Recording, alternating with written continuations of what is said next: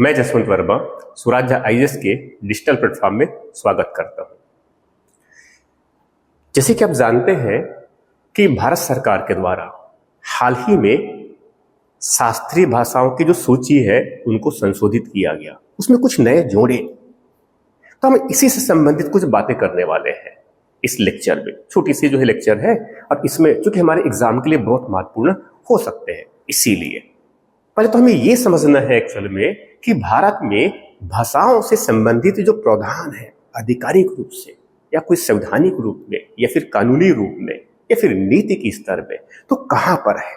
तो सबसे पहले जो बातें हैं जो हमें ध्यान में रखना है वह यहां कि भारत के संविधान में जो 8वीं अनुसूची है, किनकी बात कर रहा हूं मैं? भारत की संविधान की बात कर रहा हूं। भारत की संविधान में जो 8वीं अनुसूची है उसमें कुछ भाषाओं को जो है मान्यता दिया गया है, दर्जा दिया गया है, संवैधानिक दर्जा है बेसिकली ये।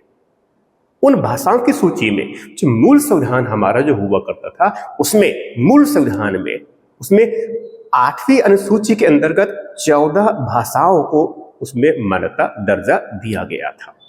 कुछ बेसिक मापदंड थे उनके अपने। तो प्रारंभिक जो है उस मूल संविधान में उसमें 22 उनमें 14 भाषाएं और उसके बाद संविधान में अलग अलग संशोधनों के माध्यम से उसमें हमने जो है 6 और भाषाओं को जोड़े। तो कुल मिलाकर के जो है संविधान में मान्यता प्राप्त भाषाओं की जो कुल संख्या है वह हो गई 22। तो ये एक्चुअल में आधिकारिक रूप से भारत में भाषाओं के वर्गीकरण का एक आधार बन गया हमारे पास में ये, राइट। इसके अलावा भारत की सरकार के द्वारा 2004 में, मैं कब की बातें कर रहा हूं? मैं 2004 की बातें कर रहा हूं। मैं ये 2004 में जो है भारत में भाषाओं के एक नई कैटेगरी को जो है निर्मित किया गया भारत सरकार के द्वारा 2004 में, जिसको नाम दिया गया शास्त्रीय भाषा। तो शास्त्रीय भाषा आखिर होता क्या है? तो शास्त्रीय भाषा की दर्जा देने के लिए तत्कालीन समय में मीन्स 2004 की बात कर रहा हूं, उस समय कुछ बेसिक मापदंड निर्धारित किए गए। वो 4 बेसिक मापदंड थे जिनके आधार पर 2004 में सबसे पहले तमिल भाषा को, जानते हैं तमिलनाडु विशेष है तमिल, इस भाषा को वो सबसे पहले जो है शास्त्रीय भाषा का दर्जा दिया गया। उसके बाद इसी क्रम में 2005 में संस्कृत को शास्त्रीय भाषा का दर्जा दिया गया और इसी क्रम में जो है 2008 में तेलुगु को, इसी क्रम में 2013 में मलयालम को और 2014 में ओडिया को। तो इस शास्त्रीय भाषाओं की जो सूची है उसमें कुल मिलाकर जो है इस 3 अक्टूबर 2024 से पहले उनकी सूची में कितनी संख्या? तो 6। और 6 में कौन कौन हो गया? पहला तमिल हो गया 2004 वाला, उसके बाद फिर 2005 में संस्कृत हो गए, उसके बाद 2008 में तेलुगु हो गया, 2013 में मलयालम और 2014 में ओडिया।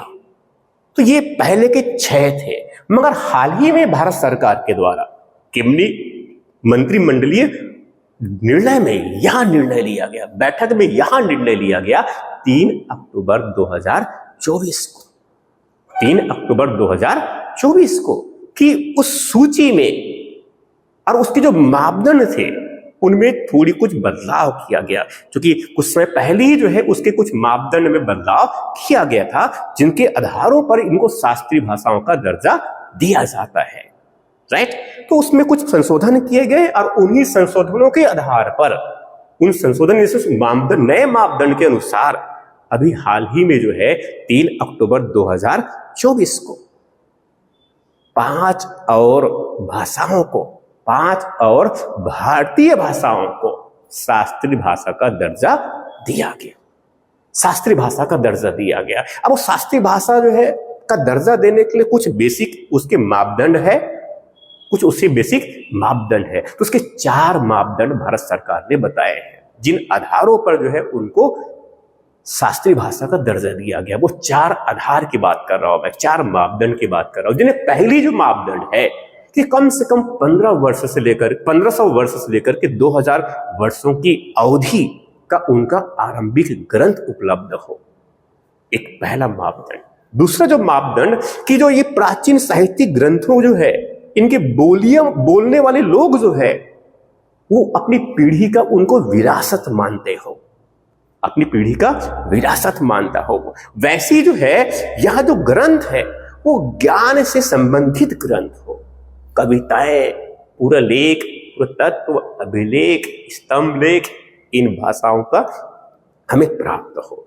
इनके साथ साथ यह जो शास्त्रीय भाषा है यह जो अपने स्वरूप और साहित्य में अलग अलग हो सकते हैं। तो इन्हीं 4 आधारों पर वर्तमान में इस 3 अक्टूबर 2024 को भारत सरकार द्वारा पहला महाराष्ट्र की भाषा मराठी, महाराष्ट्र की भाषा मराठी,